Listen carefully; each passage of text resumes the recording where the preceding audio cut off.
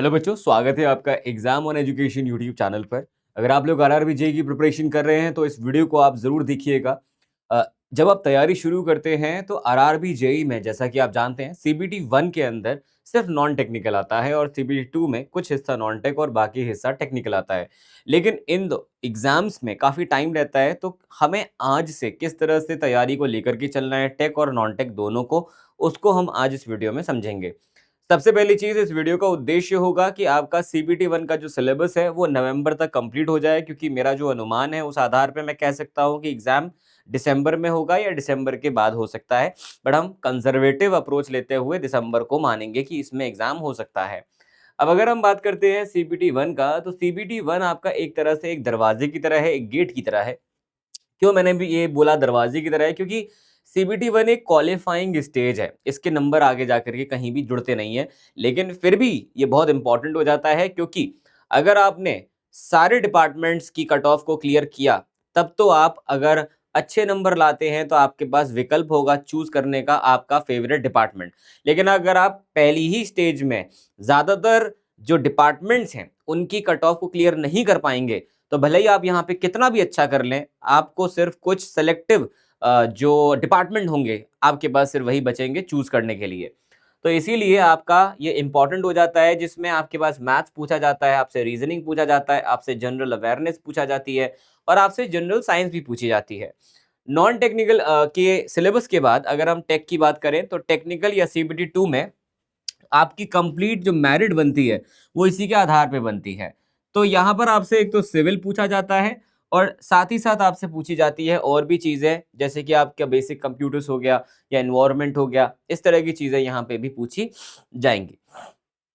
जैसा कि आपको पता होगा शायद, सीबीटी 1 में 100 सवाल आपको पूछे जाते हैं, जिनके हर एक सही आंसर देने पे आपको 100 मार्क्स मिलेंगे और कुल ड्यूरेशन आपकी 90 मिनट की रहने वाली है। 1/3 का आपका नेगेटिव मार्किंग होगा।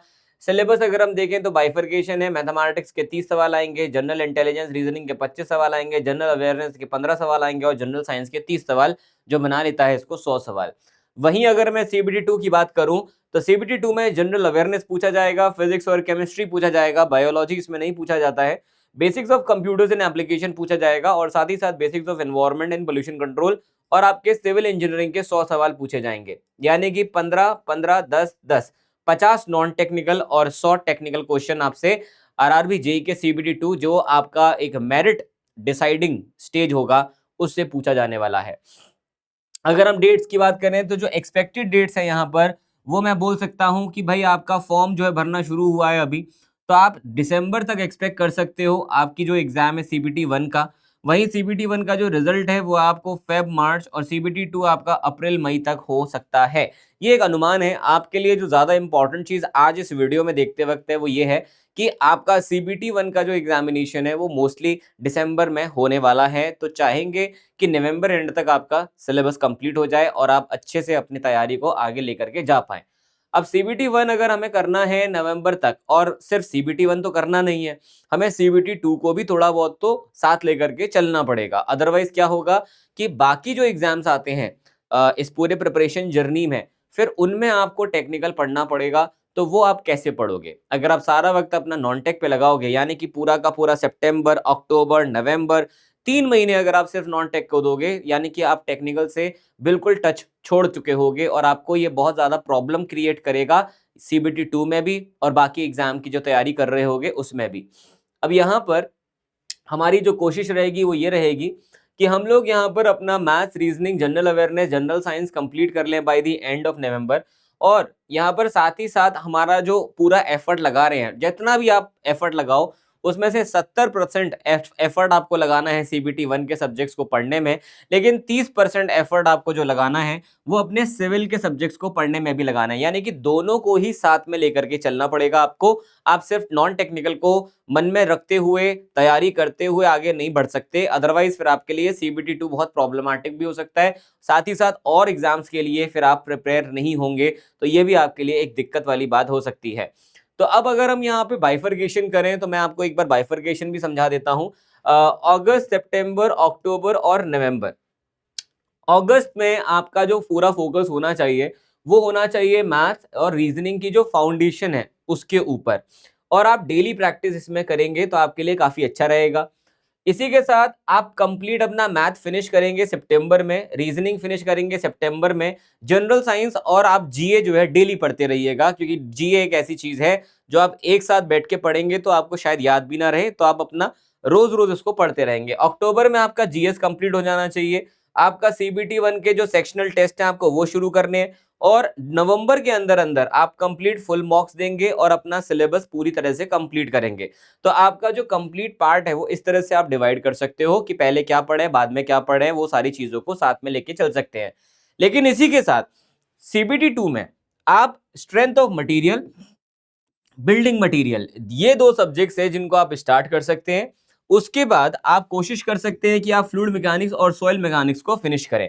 ये जो 4 सब्जेक्ट हैं अगर आप इनको कर लेते हैं नवंबर तक तो आपके लिए काफी ज्यादा बेनिफिट होगा आगे आने वाले एग्जाम्स में। इसमें अगर हम जोड़ लेते हैं सर्वे को, कंक्रीट टेक्नोलॉजी को, आरसीसी वगैरह को भी, तो आपके लिए इससे बेस्ट जो रणनीति है वो कुछ नहीं हो सकती।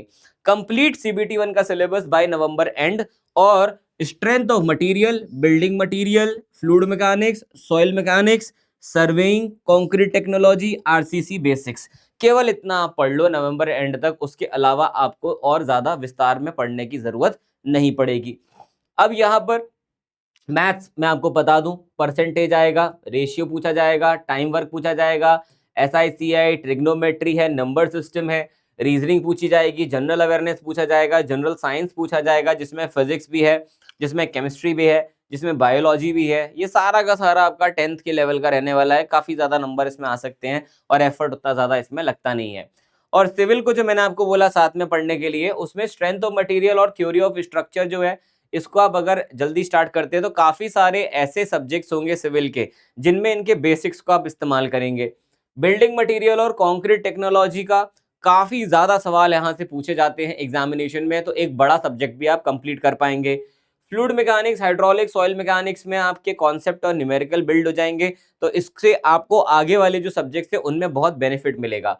आरसीसी से भी काफी क्वेश्चंस हैं जो आपसे पूछे जाते हैं एग्जाम में। अगर मैं यहाँ पे एक बार आपको वीकली स्प्लिट बताऊं, तो आप लोग मंडे से फ्राइडे आपका जो प्राइमरी गोल होना चाहिए वो होना चाहिए कि आप सीबीटी 1 का एक सब्जेक्ट कोई भी फोकस करें और जीए जीएस को रिवीजन करते रहें या जीए जीएस को आप पढ़ते रहें। साथ ही साथ पैरेलली आपको 1.5 से 2 घंटा जो है किसी भी एक सब्जेक्ट को देना पड़ेगा, कॉन्सेप्ट देना पड़ेगा। तो यहाँ पर 4 से 4 घंटे और 2 घंटे का स्प्लिट है बेसिकली। पर डे आपको यहाँ पे 6 घंटे अपनी पढ़ाई को देने पड़ेंगे, जिसमें 4 घंटे आपके रहेंगे किसमें, नॉन टेक्निकल में, और 2 घंटे आपके रहेंगे टेक्निकल के लिए। सैटरडे को आप सीबीटी 1 का सेक्शनल फुल मॉक दीजिए, फुल एनालिसिस कीजिए उसका, और संडे के दिन आप सिविल के टॉपिक के टेस्ट को दीजिए और रिवाइज कीजिए जो भी आपने पढ़ा है वो, और सबसे इंपॉर्टेंट जो भी गलतियां आपसे हुई होंगी पूरे हफ्ते में उनको आप गो थ्रू कीजिए ताकि आप उनको दोबारा से कभी ना करें। ये गलतियां आपकी रिपीट नहीं होनी चाहिए, सबसे इंपॉर्टेंट चीज ये है। सीबीटी 1 के बाद हम लोग पूरी तरह से सीबीटी 2 पे फोकस कर पाएंगे, तब तक के लिए आपको चिंता नहीं करनी है। यहाँ पर 4 मंथ का पीरियड ज्यादातर देखा गया है सीबीटी 1 और सीबीटी 2 के बीच में, तो आपके पास अच्छा अपॉर्चुनिटी होगा अगर आप already building material, concrete technology, ये सब चीजें बिल्डिंग मटेरियल की आप लोग को मैं बता दूं, रोज सुबह 11 बजे यूट्यूब पर मैं क्लास ले रहा हूं जिसमें मैं आपको इन डेप्थ सारी चीजें सिखा रहा हूं। बिल्कुल भी उसमें इंपॉर्टेंट टॉपिक की बात नहीं हो रही है, उसमें सिर्फ बात हो रही है कंप्लीट सिलेबस की। जो इंपॉर्टेंट है वो भी पढ़ा रहा हूँ, जो कम इंपॉर्टेंट है मैं वो भी पढ़ा रहा हूँ, और पूरा सब्जेक्ट पढ़ाया जा रहा है जैसे एक पेड क्लास में पढ़ाया जाता है। आप देख सकते हैं, वीडियो ऑलरेडी अवेलेबल है, लाइव क्लास होती है तो लाइव सेक्शन में मिल जाएगी, इसकी प्लेलिस्ट भी बनी हुई है यहाँ पर। फिर उसके बाद हम लोग अपना जो स्प्लिट है वो बदल देंगे, यानी कि सीबीटी 2 में तैयारी के दौरान 80% टाइम हम लोग देंगे हमारे सिविल के सब्जेक्ट्स को और 20% देंगे हम जो जीए, फिजिक्स, केमिस्ट्री, कंप्यूटर और एनवायरनमेंट है। ये इस तरह से हम अपना आगे का जो पूरा चीजें हैं वो लेके चलेंगे। अब इसमें सबसे इंपॉर्टेंट चीज है, सीबीटी 1 का सिलेबस एंड नवंबर तक कंप्लीट करने का टारगेट रखना है हम लोगों को। हमें सिविल को भी टाइम देना है, आपके सब्जेक्ट्स को टाइम देना है, आपको डेली जीए जीएस पढ़ना पड़ेगा, आपको वीकली मॉक देने पड़ेंगे अक्टूबर से, और एरर लॉग आप बना के रखिए, यानी कि एक ऐसी किताब जिसमें आप अपनी सारी गलतियों को नोट करते हैं। क्या नहीं करना है, सीबीटी 2 के सारे सब्जेक्ट्स को आप बिल्कुल भूल जाओ, छोड़ दो, ये गलती आप मत करिएगा।